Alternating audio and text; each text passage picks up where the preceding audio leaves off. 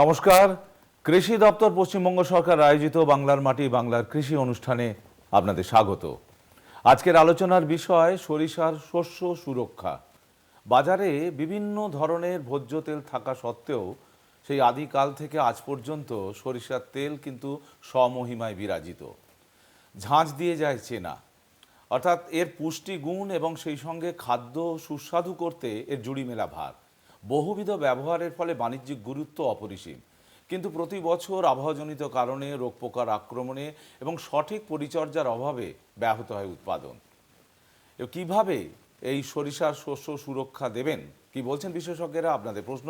এই সমস্ত নিয়ে শুরু করব আজকের আলোচনা। শুরুতেই আপনাদের সঙ্গে আলাপ করে দিই, আজ আমাদের সঙ্গে যারা রয়েছেন, আমার ঠিক বাঁদিকে রয়েছেন সহকৃষি অধিকর্তা বিষয়বস্তু, লালবাগ মহকুমা, মুর্শিদাবাদ থেকে ডক্টর অনুজ কুমার পাল। নমস্কার। নমস্কার, স্বাগত আপনাকে। আর আছেন সহকৃষি অধিকর্তা শস্য সুরক্ষা, মুর্শিদাবাদ জেলা থেকে নিরঞ্জন মণ্ডল। নমস্কার, স্বাগত আপনাকেও। আর প্রিয় দর্শক বন্ধু, আপনারা তো আছেনই, আপনাদের জন্য নাম্বার টিভি স্ক্রিনে দেওয়া আছে, ওই নাম্বারে আজকের বিষয়ের ওপর ফোন রাখবেন। চলে আসছি সরাসরি আলোচনা। আমি প্রথমে নিরঞ্জনবাবু আপনার কাছে যে প্রশ্নটা রাখবো, যে বীজ বোনা থেকে ফসল কাটা পর্যন্ত বিভিন্ন পর্যায়ের সঙ্গে এই শস্য সুরক্ষার সম্পর্কটা যদি একটু বলেন। ঠিকই বলেছেন। আসলে শস্য পর্যায় অর্থাৎ ক্রপ রোটেশন বলতে একই জমিতে নির্দিষ্ট সময় অন্তর বিভিন্ন ধরনের ফসল চাষ করার পদ্ধতিকেই বলছে শস্য ক্রপ রোটেশন বা শস্য পর্যায়। এই শস্য পর্যায়ে অবলম্বন করার ফলে বিশেষ কিছু গুণাগুণ বা ফসলের বৃদ্ধির ক্ষেত্রে মাটির উর্বরতার ক্ষেত্রে পরিলক্ষিত হয়। যেমন একই জমিতে যদি একই ফসল বারবার চাষ না করা হয় তাহলে মাটির উর্বরতা বৃদ্ধি পায় এবং সেখানে যে সমস্ত রোগ বালাই বা পোকামাকড় থেকে যায় সেসবগুলো নির্মূল করা যায় এবং সর্বোপরি রোগ পোকা দমন, তার সঙ্গে পুষ্টির ভারসাম্য এবং মাটির উর্বরতা বৃদ্ধি করা যায়। যেমন ডাল শস্যের সঙ্গে খাদ্য শস্যের চাষ এবং অগভীর মূলের ফসলের সঙ্গে গভীর মূলের ফসলের চাষ করলে এই সমস্তটাই সমানভাবে মেনটেন করা যায় এবং আলটিমেটলি ফসলের উৎপাদন বৃদ্ধি হয়। আচ্ছা, তো আমি অনুজবাবু আপনার কাছে যেটা জানবো, যে একটা সময় থাকে, এখন প্রচণ্ড ঠান্ডা, এই সময়টাই আমরা সাধারণত সর্ষের চাষ দেখে থাকি। সঠিক সময়ে বীজ বোনা থেকে আর ফসলের সুরক্ষার সঙ্গে কিভাবে সম্পর্কিত? শস্য সুরক্ষার ক্ষেত্রে মূলত সর্ষে চাষের মধ্যে এই কোন সময়ে বীজ বুনবো এটা কিন্তু খুব গুরুত্বপূর্ণ। কারণ যদি আমরা লক্ষ্য করি সর্ষেটা কিন্তু টোটাল শীতকাল জুড়েই হয়। মানে সর্ষে গাছটা বাড়তে গেলে ঠান্ডা আবহাওয়ার প্রয়োজন এবং শুষ্ক আবহাওয়ার প্রয়োজন। আর এর যখন ফলটা পাকে সেই সময় কিন্তু মানে রৌদ্র আর সেই সাথে শুষ্ক আবহাওয়া। এবার সঠিক সময় যদি আমার শস্যটা বুনতে হয় তাহলে কার্তিক মাসের দ্বিতীয় সপ্তাহ থেকে কার্তিক মাসের শেষ, অর্থাৎ নভেম্বর মাসের প্রথম সপ্তাহ থেকে ম্যাক্সিমাম তৃতীয় সপ্তাহ পর্যন্ত শস্যটা বুনলে পরে ভালো। এই প্রেক্ষিতে একটা কথা বলি, সেটা হচ্ছে যখন আমাদের শস্যটা যদি লেটে বুনি, আমরা লেটে বুনলে কি হতে পারে না, তখন যদি ফুল থাকে ওই গরমের জন্য কিন্তু একটা জাপ পোকার আক্রমণ হয়। ফলে এই জাপ পোকা কিন্তু ওই মানে পডের থেকে সেখান থেকে রসটা টেনে নেয়, ফলে শস্যের যে উৎপাদন সেই উৎপাদনটা তো কমে যায়। সুতরাং সঠিক সময় যদি আমার শস্য বুনতে হয় তাহলে কার্তিক মাসের দ্বিতীয় সপ্তাহ থেকে কার্তিক মাসের শেষ সপ্তাহের মধ্যে শস্যটাকে বুনতে হবে। তাহলে এখন যে পর্যায়ে আছে এই সময় সুরক্ষার ব্যাপারে কিছু বলবেন? এখন যে পর্যায়টা আছে, এখন আমরা মাঠে যেটা দেখলাম তাতে সর্ষে অধিকাংশ ফুল ঝরে গিয়ে দানা কিন্তু তৈরি হয়ে গেছে এবং আমি যেটুকুনি মাঠে ঘুরে দেখেছি জাপ পোকা সেরকম কিন্তু আক্রমণ নেই, কারণ ঠান্ডাটা এখন যথেষ্ট আছে। নিরঞ্জনবাবু, আপনার কাছে যেটা জানবো, যে আমরা বীজ বপনের এখন তো অনেক মেশিনারিজ এসেছে, তা সত্ত্বেও হাতেও বোনার ব্যাপারটাও থাকে, সেখানে দূরত্ব একটা খুব গুরুত্বপূর্ণ, বীজ বপনের দূরত্ব এবং মাটির ভূমিকা, এই দুটো যে অঙ্গাঙ্গিভাবে জড়িত, সেই বিষয়টা নিয়ে একটু চাষি বন্ধুদের বলুন। হ্যাঁ, বীজ বপনের দূরত্ব এবং মাটির ভূমিকা দুটো অঙ্গাঙ্গি হয়ে জড়িত, ঠিকই বলেছেন। যেমন বীজ বপনের দূরত্বটা বলতে বোঝায় বিশেষ করে যদি স্পেসিংটা মেনটেন করা না হয় তাহলে সেটা অপ্রয়োজনের যে গাছগুলো থাকে সেটা আগাছায় পরিণত হয়। আগাছা বেশি থাকলে যেটা হয় মাটির অতিরিক্ত খাবার নিয়ে নেয় এবং জলটা ভাগ করে নেয় এবং তার সঙ্গে কিছু পোকামাকড়ের আক্রমণ ঘটায়। সেই জন্য অবশ্যই স্পেসিংটা মেনটেন করা উচিত। যদি এখন উন্নত ধরনের যন্ত্রপাতি এসে গেছে, লাইন সোয়িং করা যায় তাহলে খুবই ভালো। লাইন সোয়িং করতে গেলে 30 সেন্টিমিটার গাছ থেকে গাছের দূরত্ব, যদি লাইন সোয়িং করা না যায় তাহলে ব্রডকাস্টিং যদি করা হয় সেক্ষেত্রেও কিছু আমরা চাষিদেরকেও আমরা সাজেশন দিয়ে থাকি। অন্তত 1 স্কোয়ার মিটারে, পার স্কোয়ার মিটারে যদি হাইব্রিড সর্ষে হয় তাহলে 16 থেকে 20টা গাছ, এবং যদি হাই ইল্ডিং হয় সেক্ষেত্রে 36 থেকে 40টা গাছ যদি থাকে সেটাকে অপটিমাম ধরা হয়। এর যদি বেশি থাকে তাহলে সেটা আগাছা হিসেবে পরিগণিত হয় এবং সেগুলো মানে আগাছার মতো নিড়ানি দিয়ে তুলে ফেলানো ভালো, তাহলে ফলনটা বৃদ্ধি হয়। এর সঙ্গে জড়িত আছে মাটির ভূমিকা। মাটিটা অবশ্যই খুব ইম্পর্ট্যান্ট সর্ষে চাষের ক্ষেত্রে। যেমন সর্ষে সবসময় হচ্ছে নিউট্রাল মাটি, যেমন মাটির পিএইচ 6 থেকে 7-এর মধ্যে থাকলে খুবই ভালো হয় এবং জল ধারণ ক্ষমতা ভালো থাকবে, কিন্তু অতিরিক্ত জল ধরে রাখবে না। এই ধরনের মাটি সর্ষে চাষের জন্য খুবই প্রয়োজন। যেমন দোআঁশ মাটি, বেলে দোআঁশ মাটি, পলি মাটি, এই ধরনের মাটিগুলো সর্ষে চাষের জন্য খুবই ভালো। সেক্ষেত্রে আমাদের যাতে অতিরিক্ত জল না থাকে সেদিকে, অতিরিক্ত জল থাকলে যেটা হয় সেটা হচ্ছে সর্ষে গাছের কিছু রোগ হওয়ার সম্ভাবনা থাকে, যেমন গাছ হলুদ হয়ে যায়, গাছের বৃদ্ধি কম হয়। সেই জন্য যাতে অতিরিক্ত জল না থাকে বা হঠাৎ করে যদি কোনো বৃষ্টি এসে যায় সেই জলটা যাতে ধরে না রাখে, বা অনেক সময় সেচ দেওয়ার ফলে কী হয় জমিটা সমান, সব জায়গায় সমানভাবে সমান করা হয় না, সেই জন্য অতিরিক্ত জল না থাকে, সেই জন্য মাটিটাও খুব গুরুত্বপূর্ণ। আচ্ছা, অনুজ স্যার, আপনার কাছে যেটা জানবো যে আমাদের রাজ্যে যে চাহিদা তার তুলনায় উৎপাদন অনেক কম, এবং সেক্ষেত্রে জাত নির্বাচন একটা গুরুত্বপূর্ণ বিষয়, কারণ অধিক ফলনের আশা সবসময় চাষি বন্ধুরা করে থাকেন। এখানে কি কি জাত নির্বাচন করলে ফলন বৃদ্ধি পাবে, এবং সেই সঙ্গে শোধনটা, বীজ শোধনটা গুরুত্বপূর্ণ, দুটো বিষয় আপনার কাছ থেকে জেনে নেব। শস্য সুরক্ষার ক্ষেত্রে বীজ শোধন এবং জাত নির্বাচন এর দুটো কিন্তু খুবই ভাইটাল। কৃষক বন্ধুরা অনেক ক্ষেত্রে বীজ শোধন করেন, অনেকে আবার সেটাকে এড়িয়ে যান। কিন্তু বীজ শোধন কিন্তু একটা, যেমন আমাদের শিশুদের যেমন টিকাকরণ, সেই টিকাকরণের একটা পদ্ধতি। এতে কি হয় যে বীজের ওপরে যে আমার জীবাণু যদি থাকে সেগুলোকে এলিমিনেট করে দেওয়া যায়। যেগুলো অপুষ্ট যে আমার দানাগুলো, যেগুলো থেকে কোনো গাছ বেরোবে না, সেগুলোকে বাদ দিয়ে দেওয়া যায়।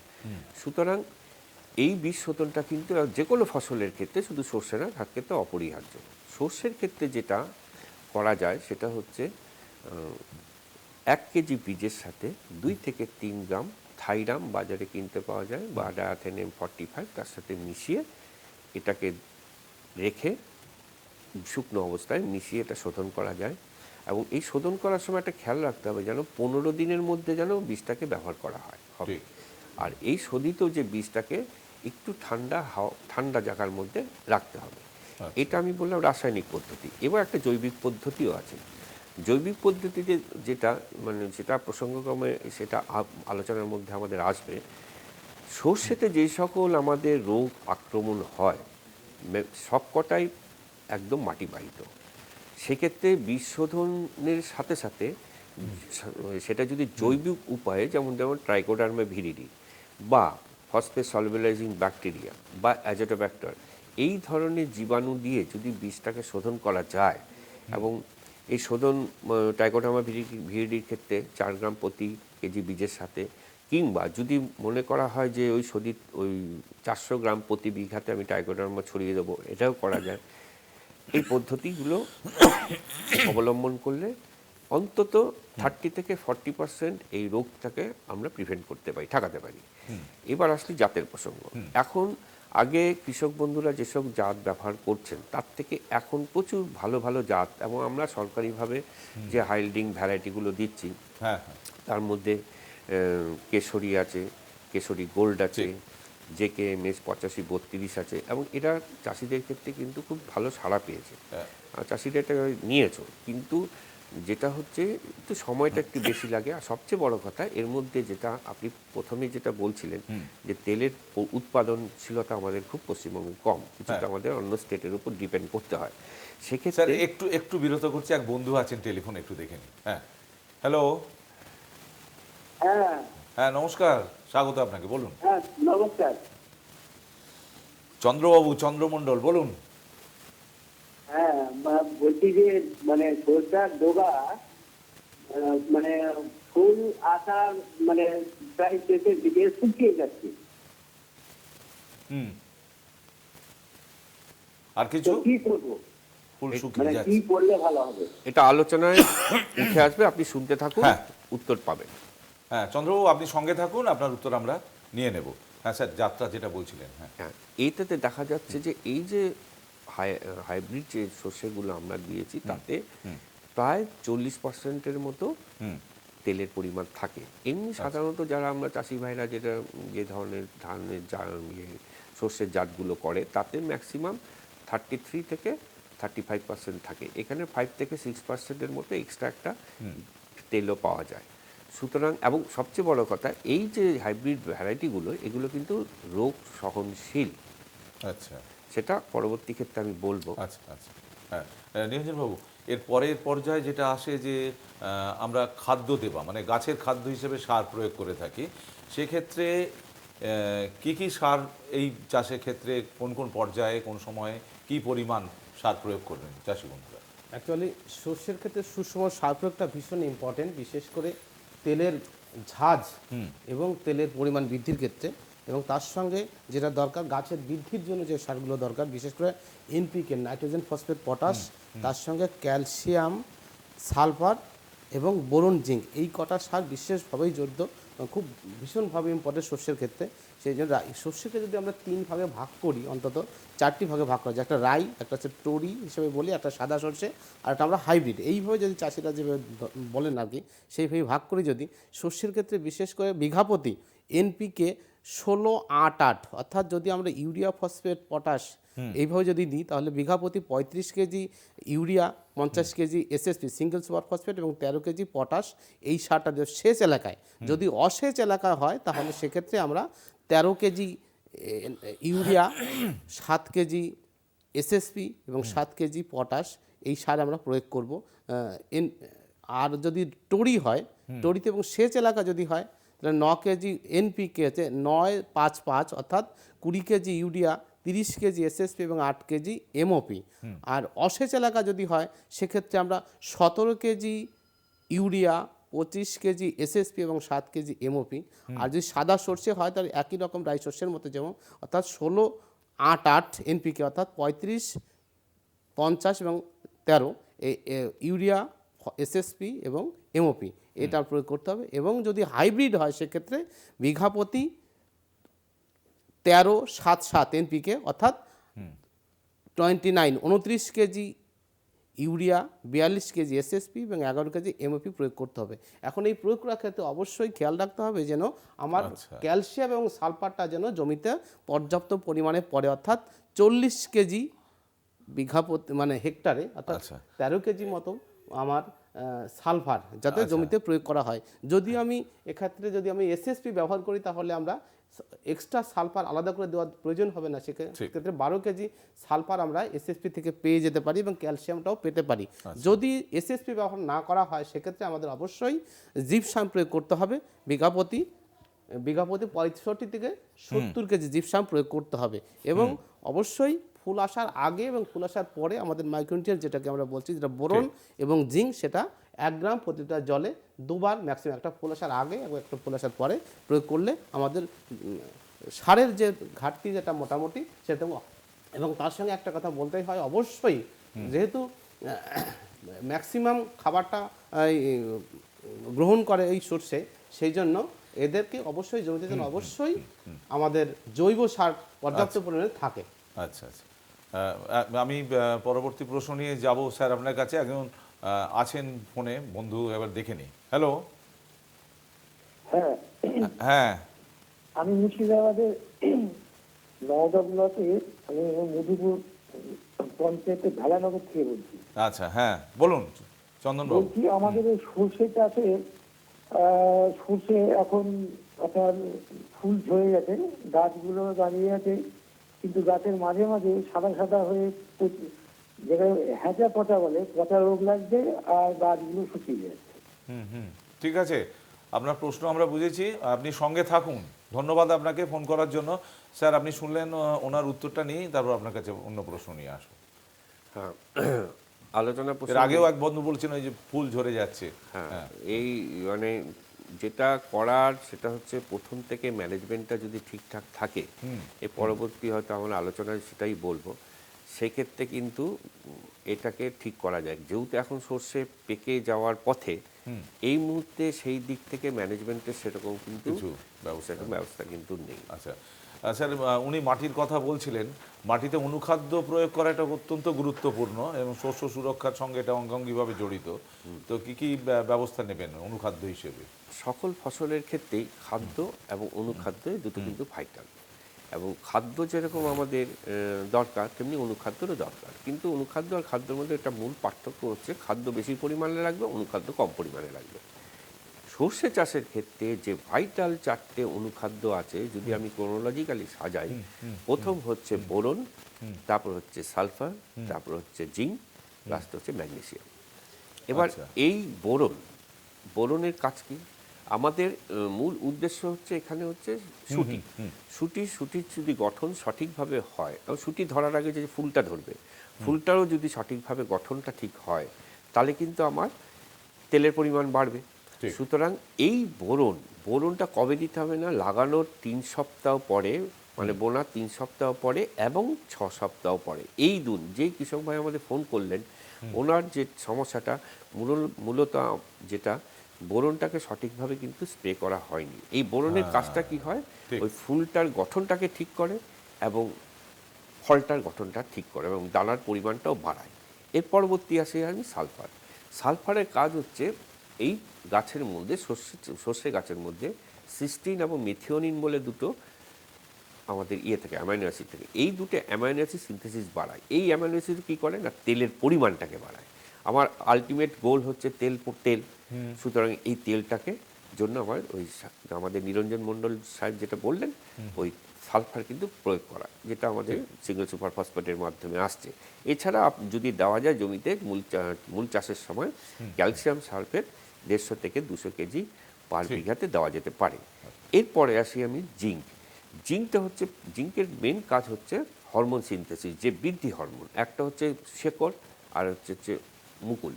এই দুটোর রেশিওটাকে মেনটেন করা এবং গাছটাকে একটা ইমিউন, যেটাকে বলে প্রতিরোধ ক্ষমতা তৈরি করে দেওয়া।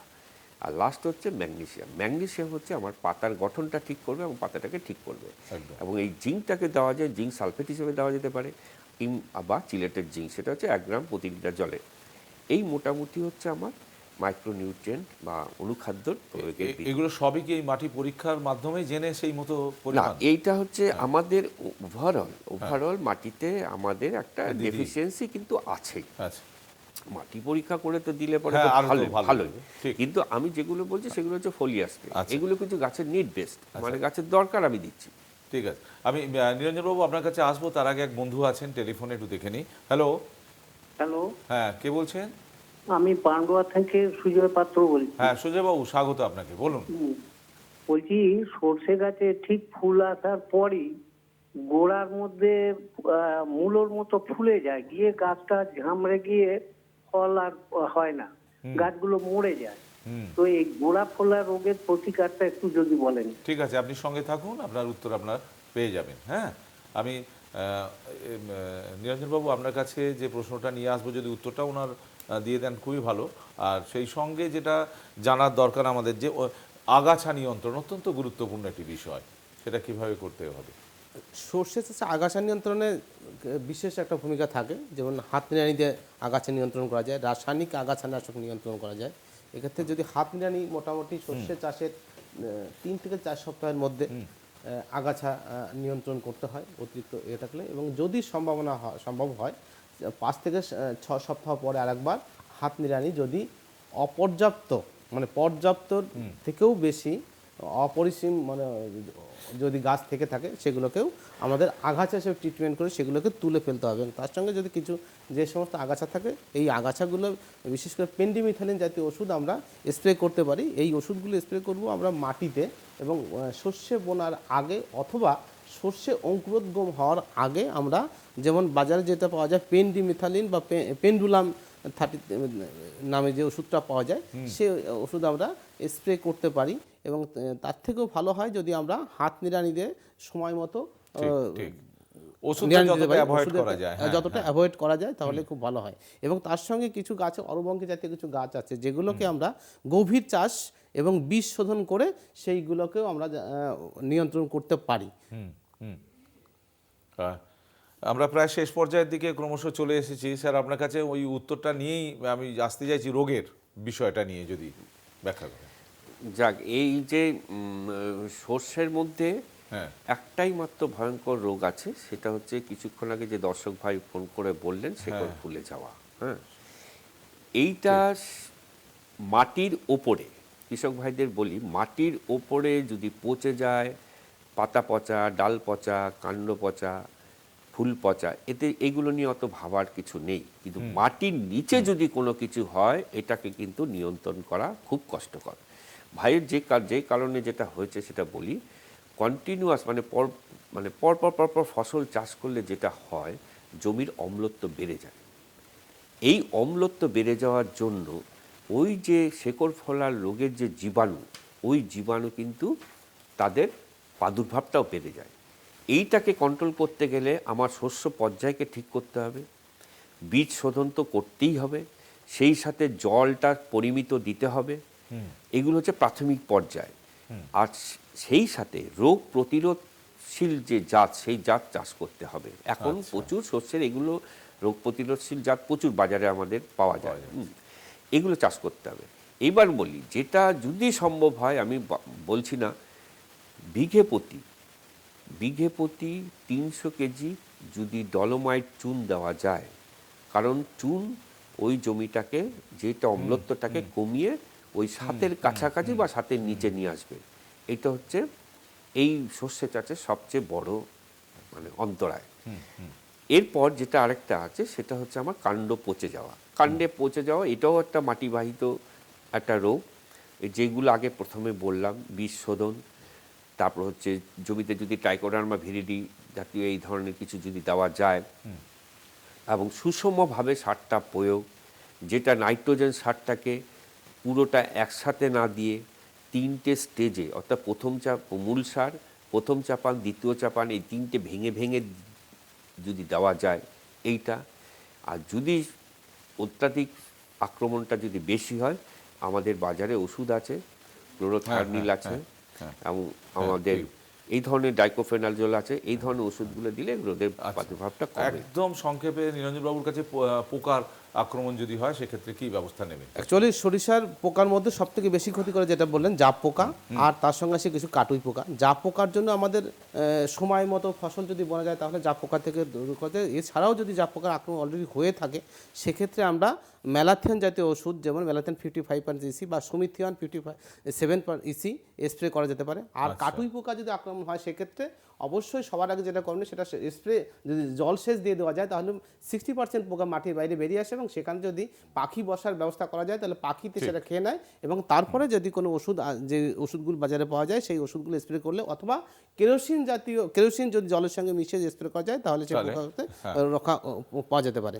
যেমন ডাস্টবান 5 ml প্রতি লিটার জলে, অথবা ক্লোরপাইরিফস প্লাস সাইফারমেথ্রিন গ্রুপের কীটনাশক, যেমন বাজারে যেটা বাইপোলার 50 ইসি বা হাইড্রো বা সেতারা জলে পাওয়া যায় 55 ইসি 2 ml করে প্রতি লিটার জলে স্প্রে করলে মোটামুটি এই পোকা থেকে এগুলো উপকার পাওয়া যেতে রক্ষা পাওয়া যায়। আচ্ছা, আমি আবার শেষ প্রশ্নটা রাখছি আপনার কাছে স্যার, সংরক্ষণের বিষয়টা একটু সংক্ষেপে। এইটা কিন্তু খুব গুরুত্বপূর্ণ। আমাদের এই সংরক্ষণের পদ্ধতি যেটা সঠিক থাকে না বলে তেলের পরিমাণটাও কমে যায় আমাদের। সংরক্ষণ করতে গেলে একদম শীতল শুষ্ক আবহাওয়া আমার দরকার, সেই সাথে আর্দ্রতা। শস্যটা কেটে নেওয়ার পর ঝাড়াই করে মিনিমাম 2 থেকে 3 দিন একদম কড়া রোদের মধ্যে ভালো করে শুকিয়ে সেটাকে ঠান্ডা করে, খুব যদি সেরকম থাকে ব্যবস্থা, এটাকে ফ্রিজে রাখলে খুব ভালো। যেখানে দেখতে হবে যে আমার 18 ডিগ্রি টেম্পারেচারের নিচে, এবং ওই বীজের যে আর্দ্রতার পরিমাণ সেটা হচ্ছে 9% নিচে। এই দুটো হচ্ছে খুব ভাইটাল ফ্যাক্টর। আচ্ছা, আর মাঝে মাঝে একটু বাইরে এনে একটু রোদে দিয়ে তারপর আবার এটা। স্যার, ঘড়ি জানান দিচ্ছে যে আমাদের ইতি টানতেই হচ্ছে। স্টুডিওতে এসে এত সুন্দর একটা অনুষ্ঠান পরিবেশন করার জন্য আপনাদের দুজনকেই অসংখ্য ধন্যবাদ এবং নমস্কার।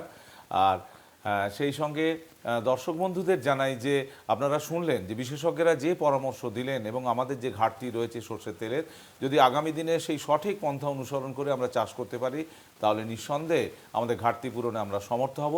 এই রকমই প্রতি বৃহস্পতিবার ঠিক 5:30টায় কলকাতা টিভির পর্দায় বাংলার মাটি বাংলার কৃষি অনুষ্ঠান দেখতে আপনারা ভুলবেন না।